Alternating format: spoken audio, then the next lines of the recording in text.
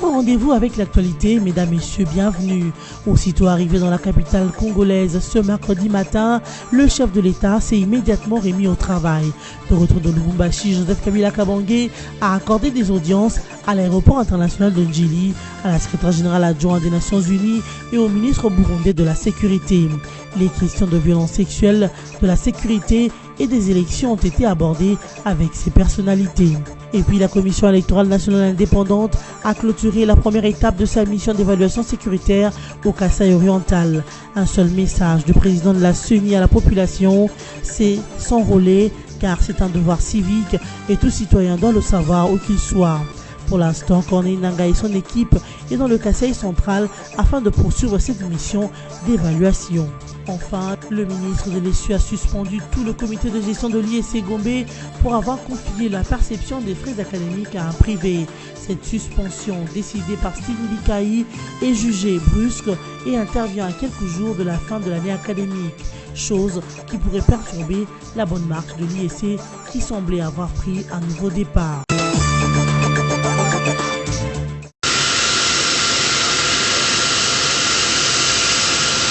Revenu à Kinshasa en fin de matinée de ce mercredi 27 juillet 2017, après un bref séjour à Lubumbashi dans le Haut-Katanga, le président de la République s'est immédiatement trempé dans le bain du travail. Joseph Kabila a en effet accordé 2 audiences au pavillon présidentiel de l'aéroport international de Njili, respectivement à Amina Mohamed, secrétaire général adjoint des Nations Unies, et à Alain Guillaume Bunyoni, ministre burundais de la Sécurité et envoyé spécial du président Pierre Nkurunziza.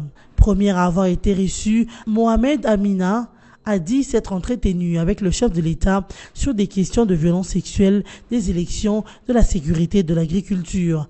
Le dossier de l'assassinat de 2 experts de l'ONU au Kasaï central a également été évoqué et à ce sujet, l'émissaire onusien a dit avoir reçu les assurances du président de la République quant à la poursuite des enquêtes en vue de sanctionner les auteurs de cet assassinat. Nous avons eu l'honneur d'être reçus par le président de la République. C'est vraiment un grand honneur. Nous avons parlé évidemment de la question de la place de la femme et des problèmes qu'elle rencontre, en particulier dans le domaine de la sécurité, de la paix, mais aussi la place de la femme dans l'économie. Comment l'améliorer, en particulier en mettant l'accent sur les questions de la place de la femme dans l'agriculture et comment la renforcer. En ce qui concerne la sécurité, plutôt le volet politique, nous avons beaucoup parlé de la question de la participation de la femme dans la transition à venir, dans les élections, y compris l'enrôlement des femmes. Il y a un effort considérable qui a été fait, 48% de femmes enrôlées, mais il y a encore beaucoup à faire dans ce domaine-là. Et évidemment, de façon générale aussi, les femmes subissant portant un lourd fardeau en ce qui concerne les violences, nous avons évoqué cette question avec le président de la République pour voir comment faire en sorte que leur sort soit amélioré ou que la sécurité soit plus assurée. Deuxième hôte du chef de l'État, le ministre burundais de la Sécurité, qui était porteur d'un message de son président en rapport avec le renforcement de la coopération entre Kinshasa et Bujumbura. Nous savons tous que, en plus de la proximité de pays voisins entre le Burundi et la RDC, ces 2 pays sont des pays non seulement voisins mais frères. Et c'est d'abord dans cette vision de fraternité que son Excellence le Président de la République du Burundi a envoyé un message de salutation à son homologue de la République démocratique du Congo. Alain Guillaume Bunyoni s'est réservé de tout commentaire. Avant de quitter le Kasaï oriental et préférant emprunter la route, le président de la CENI, accompagné du vice-gouverneur Jean-Pierre Moutanda, a visité l'antenne de Miabi située à un peu plus de 47 km de Mbujimayi. S'adressant à la population de cette entité, le patron de la centrale électorale a exprimé toute sa gratitude à l'accueil enthousiaste que ce peuple lui a réservé et a salué l'effervescence instantanée observée pendant l'escale de Miabi. S'enrôler est un devoir civique, chaque citoyen où qu'il évolue doit le savoir. C'est en substance ce message de rappel de ce devoir civique que le président de la CENI a tenu à rappeler à la population. J'espère que chacun de vous a sa carte d'électeur. Ça c'est très bien parce que la carte d'électeur, c'est en même temps pour le moment la carte d'identité. Si vous n'avez pas votre carte, vous n'aurez pas moyen d'aller à Western Union, à Soficom, à Solidaire. Ok? En conséquence, sachez que la carte d'électeur est obligatoire. Allez dire à vos frères, à vos soeurs, aux parents, à vos enfants qui n'ont pas encore eu de carte, de venir parce qu'on va commencer à clôturer les 30 de ce mois dans 4 jours. Corneille Nangaa Yobelo a ensuite rendu un hommage aux efforts conjugués de toutes les parties prenantes au processus électoral. Contribution à sa sensibilisation qui ont ainsi favorisé la poursuite normale du déroulement de l'opération d'identification et d'enrôlement des électeurs par l'instauration de la tranquillité après un moment d'agitation. L'autorité provinciale a apprécié à juste titre la technicité qui distingue le président de la CENI et croit dur comme fer que sa province va tirer un bon résultat. Toute la population du Kasaï oriental est satisfaite de la visite du président de la CENI et des informations précises qu'elle a dû livrer à la population. Donc le compte à rebours a commencé pour nous. Nous sommes à 4 jours pour certains bureaux, mais d'autres iront jusqu'à 2 semaines ou à 20 jours. Assis à cheval le séjour de travail du président de la CENI en province du Kasaï oriental. Par la suite, le cortège du président de la CENI, après avoir parcouru quelques kilomètres dans le Kasaï central, s'est arrêté à Tchimboulou. Ici, le bâtiment abritant le siège de l'institut en charge d'organiser les élections a été systématiquement détruit par les miliciens Kamina Sampou. Les façades principales et sur les côtés éventrés, vitres soufflées, portes envolées. Le spectacle est insoutenable à contempler. Tous les matériels qui s'y trouvaient brûlés, les véhicules et générateurs industriels incendiés. Le président de la CENI, succédant à la tribune de l'administrateur du territoire de Tchimboulou, a rendu hommage à cette population qui, hier meurtrie, affichait un certain enthousiasme en rencontrant les animateurs de la centrale électorale. Nangaa Yobelo a reçu des réponses favorables de cette population qui se dit prête à protéger les matériels de la CENI, à sécuriser le personnel de la CENI et à dénoncer les fauteurs de troubles. Ces réponses rassurantes ont amené le président de la CENI à annoncer solennellement à la population que le feu vert pour le début des préparatifs du lancement de l'opération d'identification et d'enrôlement des électeurs était donné.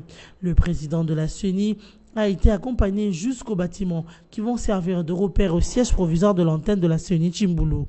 Quelques instants après, la délégation a repris la route et a piqué sur Kananga qu'elle a atteint sous une forte escorte des éléments de la PNC et des FARDC aux alentours de 20h45. Le président de la CENI a été accueilli sur le perron du bâtiment du gouvernorat par le vice-gouverneur Justin Milongo. Une réunion de prise de contact avec le comité provincial de sécurité s'est tenue et a bouclé cette longue journée de mardi 25 juillet 2017. La mission d'évaluation est à présent au Kasaï central. La situation des droits de l'homme en République démocratique du Congo, singulièrement dans les provinces du Kasaï, a été au menu du point de presse hebdomadaire de la MONUSCO de ce mercredi 26 juillet. D'où l'arrivée prochaine des 3 experts internationaux qui dirigeront l'équipe des experts onusiens conjointement avec les autorités judiciaires congolaises pour enquêter dans le Kasaï sur les phénomènes Kamwina Nsapu et les atrocités qui s'y sont produites. Ces dernières qui ont occasionné des pertes en vies humaines et les déplacements internes de nombreux Congolais. En outre, le porte-parole de la MONUSCO, Fabienne Pompey, est revenu sur la visite en RDC du secrétaire général adjointe des Nations Unies, Amina Mohamed, qui plaide pour l'implication effective des femmes dans la recherche de la paix pendant cette période de crise politique en RDC. La numéro 2 des Nations Unies a noté avec satisfaction les progrès accomplis en RDC dans la lutte contre les violences faites aux femmes. Faire valoir l'argumentaire du consensus brisé dans la désignation du bureau du CNSA, tel est l'essence de l'appel d'Henri Thomas Lokondo au chef de l'État Joseph Kabila Kabange avant la signature de l'ordonnance d'investiture des membres du bureau du CNSA. Selon les députés de la majorité présidentielle qui s'est adressé à nos confrères des forums des As ce mardi 25 juillet, cet appel au chef de l'État fait suite à l'avalanche des protestations contre la désignation de Joseph Olengankoy à la présidence du CNSA le week-end week-end dernier. L'élu d'Mbandaka estime que les consensus prévus dans l'accord du 31 décembre a été brisé lors de la mise en place du bureau du CNSA dans la mesure où l'UNCD Vital Caméré et le MLCDF Bazaïba, présent à la signature de l'arrangement particulier, rejettent aujourd'hui les bureaux mis en place. Dans le même ordre d'idées, Henri Thomas Lokondo appelle le chef de l'État à reprendre toute la procédure de désignation des membres de cette structure avant toute signature d'ordonnance d'investiture. C'est ce qui permettrait, d'après lui, de rétablir les consensus rompus à ce jour. Car ces députés de l'AMP ne voient pas le président de la République prendre acte et signer une ordonnance à base d'un consensus brisé. L'élu d'Mbandaka a en outre souhaité que le président de la République, Joseph Kabila, soit à l'écoute de l'opinion pour bien réagir aux réactions virulentes suscitées par cette rupture du consensus dans la désignation le samedi dernier des membres du bureau du Conseil national de suivi de l'accord avec Olengankoy comme président. Renforcement de la coopération bilatérale entre la République démocratique du Congo et le Liban. L'ambassadeur de la République du Liban en RDC l'a fait savoir mardi 25 juillet dernier au sorti de l'audience lui accordée par le ministre de la Coopération au développement John Kwet Mwankwet. D'après Henri Katoun, la preuve de cette coopération est en particulier l'invitation que le président de son pays a adressée à son homologue Joseph Kabila, président de la RDC, pour effectuer une visite d'État au Liban. Il a ensuite salué la cohabitation pacifique entre la communauté libanaise en RDC et la population locale. Les diplomates libanais, qui s'est en plus engagé de faire de la cohabitation pacifique et du renforcement de la coopération bilatérale son cheval de bataille durant son mandat, a annoncé l'arrivée prochaine à Kinshasa d'un haut responsable libanais. Henri Katoun n'a cependant pas révélé l'identité de ces dignitaires libanais qui viendra visiter la RDC dans les tout prochains jours. Il convient de rappeler que le vice-ministre à la coopération et au développement, Frédéric Kita, a aussi été présent à cette audience.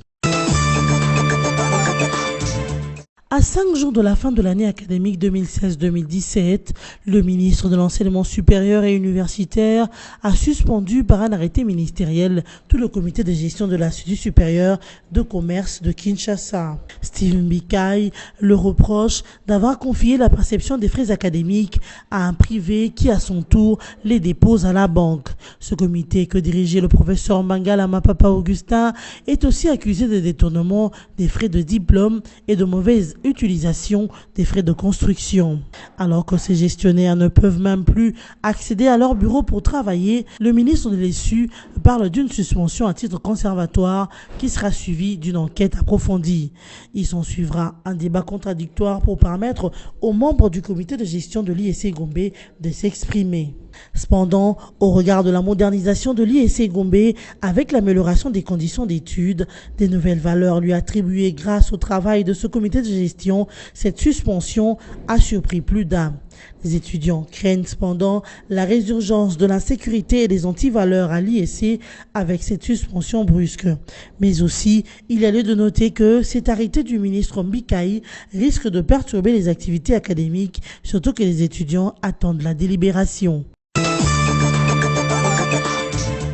Près de 373 détenus de la prison centrale de Beni à Kambayi manquent de nourriture depuis un mois. Les autorités de la prison de Kambayi craignent que la situation devienne plus dramatique avec l'insécurité qui persiste depuis plusieurs semaines aux alentours de la maison carcérale, a donc indiqué Tongo Makelele, directeur de la prison.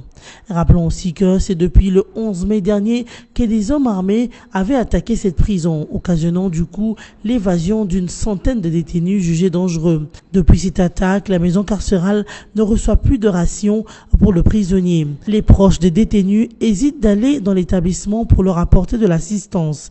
C'est ainsi que les autorités de la prison de Kangayi lancent un appel aux personnes de bonne volonté, aux ONG, à la MONUSCO et même aux chrétiens de leur venir en aide afin de pouvoir subvenir aux besoins des détenus. Le comité exécutif de la Confédération africaine de football a procédé à Rabat au Maroc à la modification des dates des matchs de la phase à élimination directe de la Ligue des champions et de la Coupe de la Confédération de compétition africaine sponsorisée par la société Total. Les quarts de finale aller pour les deux compétitions, initialement prévues du 8 au 10 septembre 2017, se dérouleront le week-end du 15 au 17 septembre 2017. Les matchs retour sont prévus une semaine plus tard, soit du 22 au 24 septembre 2017. Quant au match aller des demi-finales, il reste maintenu entre le 29 septembre et le 1er octobre 2017. Mais les rencontres retour ont été décalées d'une semaine, soit le 20 et le 22 octobre au lieu du 13 au 15 octobre 2017. Cependant, les dates des finales demeurent inchangées pour la Ligue des champions Total. La finale aller commence du 27 au 29 octobre 2017 et la phase retour du 3 au 5 novembre 2017. Quant à la finale de la Coupe de la Confédération Total, la phase aller est prévue entre le 17 et le 19 novembre, la phase retour du 24 au 26 novembre 2017. Il y a lieu de noter que le tout-puissant Mazembe est le seul représentant de la RDC au niveau de la Coupe de la Confédération Totale. La CAF signale que ce changement intervient à la demande de certaines fédérations afin de laisser un peu de temps aux joueurs pour souffler après les 2 journées des éliminatoires du Mondial 2018 programmées fin août, début septembre 2017. Cependant, toujours dans la capitale marocaine, les léopards locaux de la RDC ont battu les étalons du Burkina Faso hier mardi 25 juillet 2017 en match amical par un score d'un étriqué but à 0, but marqué à la 41e minute du jeu par Mika Miché. Les sélectionneurs de cette équipe se disent satisfaits et espèrent voir plus de la part de ses joueurs pour les matchs éliminatoires du championnat d'Afrique des Nations CHAN Kenya 2018. Mesdames, Messieurs, nous vous rappelons les grandes lignes de l'actualité. Aussitôt arrivé dans la capitale congolaise ce mercredi matin, le chef de l'État s'est immédiatement remis au travail. De retour de Lubumbashi, Joseph Kabila Kabange a accordé des audiences à l'aéroport international de Njili, à la secrétaire générale adjointe des Nations Unies et au ministre burundais de la Sécurité. Les questions de violences sexuelles, de la sécurité et des élections ont été abordées avec ces personnalités. Et puis la Commission électorale nationale indépendante a clôturé la première étape de sa mission d'évaluation sécuritaire au Kasaï oriental. Un seul message du président de la CENI à la population, c'est s'enrôler car c'est un devoir civique et tout citoyen doit le savoir où qu'il soit. Pour l'instant, Corneille Nangaa et son équipe est dans le Kasaï central afin de poursuivre cette mission d'évaluation. Enfin, le ministre de l'Essu a suspendu tout le comité de gestion de l'ISC Gombe pour avoir confié la perception des frais académiques à un privé. Cette suspension, décidée par Steve Bikaï, est jugée brusque et intervient à quelques jours de la fin de l'année académique. Chose qui pourrait perturber la bonne marche de l'ISC qui semblait avoir pris un nouveau départ. Fin de ce journal et à très bientôt.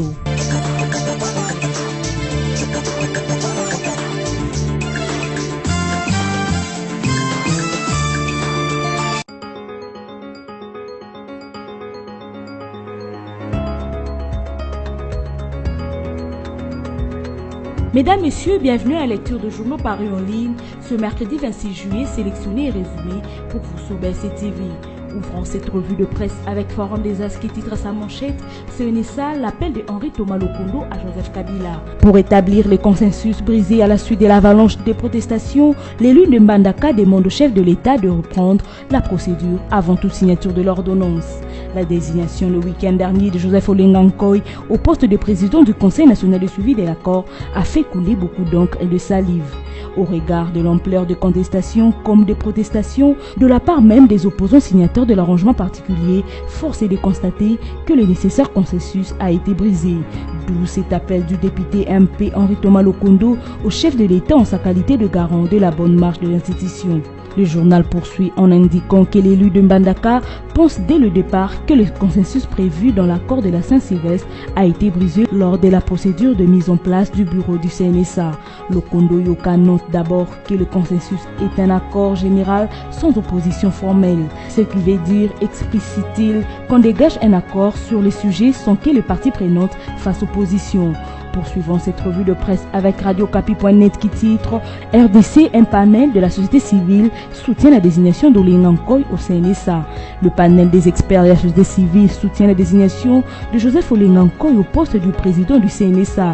Ce regroupement de la société civile congolaise a estimé mardi 25 juillet que le CNSA est une institution d'importance capitale qui va permettre, avec la Commission électorale nationale indépendante et le gouvernement, de se concerter pour fixer le peuple sur la question des élections.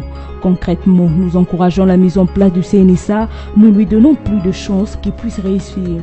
C'est à la population de juger par rapport aux actes, a dit Dieudonné Mouchagaloucha, le président de ces panels, dans un point de presse tenu à Kinshasa. Il demande aux acteurs politiques d'arrêter d'agiter la population, mais plutôt de donner plus de chances à la personne désignée pour conduire le pays aux élections, selon le calendrier que publiera la Commission électorale nationale indépendante, conclut le site de la radio onusienne.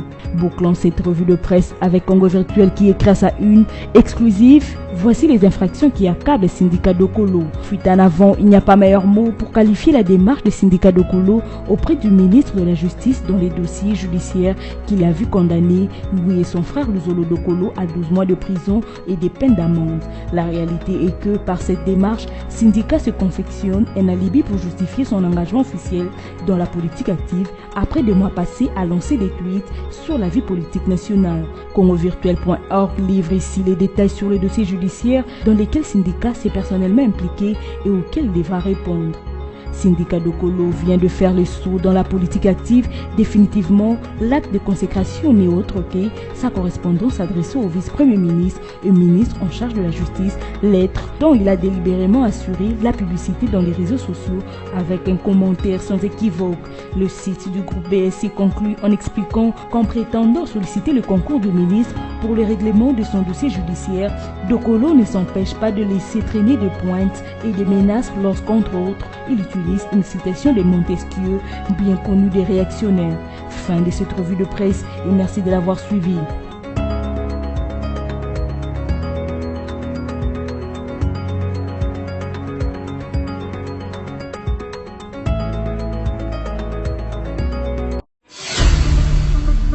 Congo Panorama, votre magazine d'actualité est de nouveau dans vos bacs, dans sa 24e édition, toujours aussi riche que diversifiée. Découvrez nos rubriques telles que la coopération et la diplomatie avec Joseph Kabila et Al-Sisi qui renforcent l'axe Kinshasa-Le Caire. La CIRGL fait bloc avec Kinshasa contre le terrorisme et les groupes armés. Économie et finances, le FPI cimente son partenariat avec la FEC. Henri Avmoulang stimule les opérateurs économiques de l'Est. Société, premières opérations à cœur ouvert réussies à Kinshasa. Sonas, Carole Aguito loue les efforts du personnel féminin. Congo Panorama, c'est surtout la une. Kabila pacifie le Kasaï. Votre magazine revient sur toute la tournée du chef de l'État dans le Kasaï pour la consolidation de la paix et le reconfort des populations éplorées. Découvrez également notre dossier élections. Élections, c'est parti. Ou encore les avis encourageants de l'OIF sur la CENI. Kabila, droit dans ses bottes. Infrastructure, la voirie de Kinshasa en pleine cure de réhabilitation avec l'OVD qui fluidifie la circulation et la CGT à fond sur les grands axes. En politique, élections apaisées, le garant s'est assumé. Joseph Kabila, les élections auront bel et bien lieu. Enfin, l'éditorial de Congo Panorama 24 avec Yvo Ramazani. Il a palpé. L'éditorialiste revisite le parcours pacificateur du président de la République et constate qu'à chaque menace contre la paix, il s'est toujours rendu à la rencontre des populations pour écouter et apporter des solutions. Et la situation au Kasaï n'a pas fait exception. Congo Panorama, s'investir pour un Congo émergent. Congo Panorama, toute l'actualité à votre portée.